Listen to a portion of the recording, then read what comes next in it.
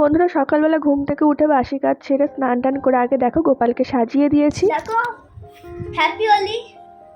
আর আমি আজ হোলি খেলতে যাবো। বলে বাবা লে রেডি সোনা বাবা রেডি, চলো যাও। এখান দেখতে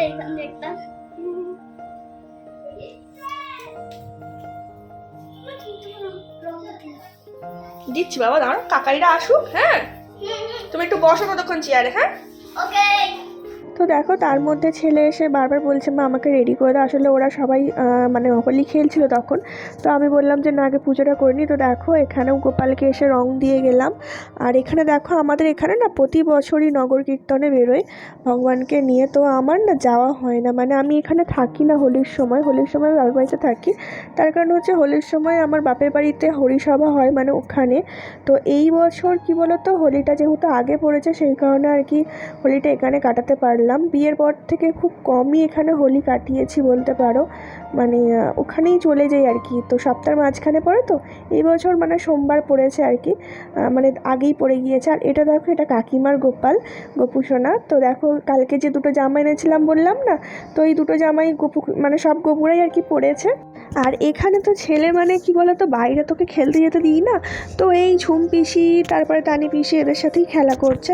মানে অনেকক্ষণ থেকে আমাকে বায়না করছে জানো তো, আমি মানে ওকে কী বলতো রেখে দিয়েছি যে না এখন তুমি যদি যাও তাহলে কিন্তু আমি ওকে পরে খেলতে দেবো না।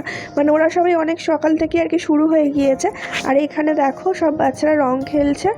আর ছেলেটাকে তো ডাকছি কখন থেকে যে তুমি চলো, অনেকক্ষণ মানে ভিজে অবস্থায় আছো, গিয়ে স্নান করে নাও, শুধু মা আর একটুখানি খেলতে দাও প্লিজ প্লিজ, এরকম করে করে অনেকক্ষণ জানো তো ভিজে গায়ে ছিল। প্রায় 1.5 ঘন্টা তো হবেই ও মানে রং খেলেছে, মানে ভিজে গায়ে আর কি। তার আগে থেকেই খেলছে হোলি, মানে আবির টাবির মাখছিল। তো প্রায় 1.5 ঘন্টার বেশি হয়ে গিয়েছে, মানে ও ভিজে জামা কাপড় পরে ছিল আর কি। তো তারপরে স্নান টান করালাম, স্নান করলো মানে অনেকক্ষণ ধরে জানো তো, মানে টাওয়াল আনতে গিয়েছে, ও দেখছে স্নান করেই যাচ্ছে এরকম একটা খুব অনিয়ম হয়েছে আজকে। আমি তো শুধু ভয় পাচ্ছি, ওকে বারবার বলছি বাবুরে চল তোকে এবার স্নান করিয়ে দিও, কিছুতেই যাবে না জানো এখান থেকে। আর একে তো তোমরা অনেকেই চেনো, এটা হচ্ছে মনীষা। মানে এখন যদিও চেনা যাচ্ছে না একদম, মানে সেই ওকে বন্ধুরা ওর বান্ধবীরা গিয়ে মানে বাড়িতে গিয়ে আর কি ওকে মাখিয়ে এসেছে। আর চুলটা তো খুলে রেখেছে, তাই জন্য মানে আমরা আর কি ওর সাথে খুব ইয়ার্কি করছিলাম যে মনি তুই একটু গাছে উঠে পাটা দোলা। আর এখানে দেখো ওর বান্ধবীটা রং মাখাতে গিয়ে ওকে পড়ে গিয়েছে। তো এই নিয়ে খুব হাসাহাসি হচ্ছিল, যতবার ভিডিওটা দেখছি ততবারই হাসি পাচ্ছে যে ও পড়ে গিয়েছে।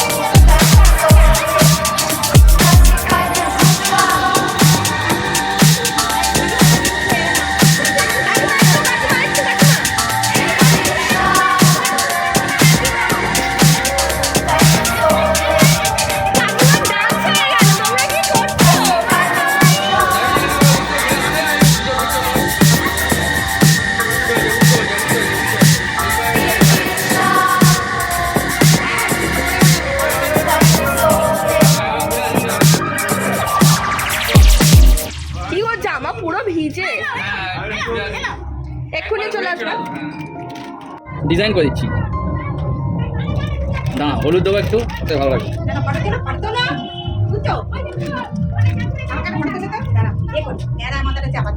শোনো,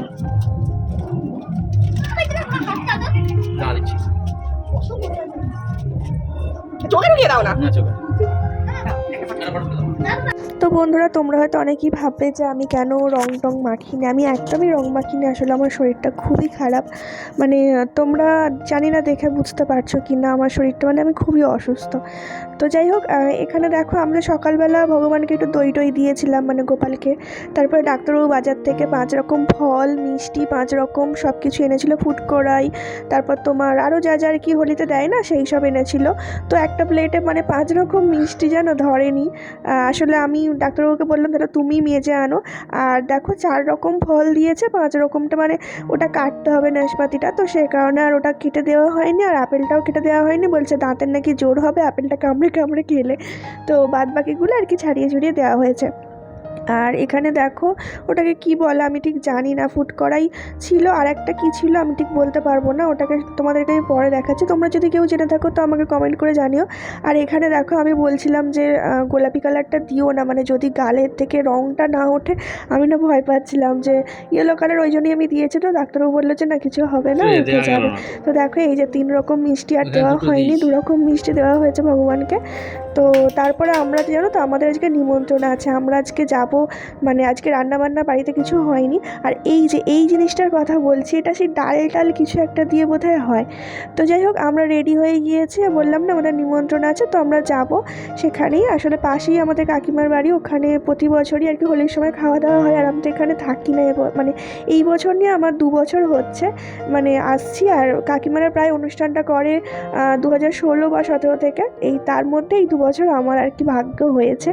আর এখানে দেখো প্রথমেই দেখো পকোড়া দিয়েছে, একটা বাঁধাকপি, মানে সব রকমই বোধহয় ভেজিটেবলস ছিল, আমি ঠিক বুঝতে পারলাম না, তবে সুন্দর খেতে পকোড়াটা।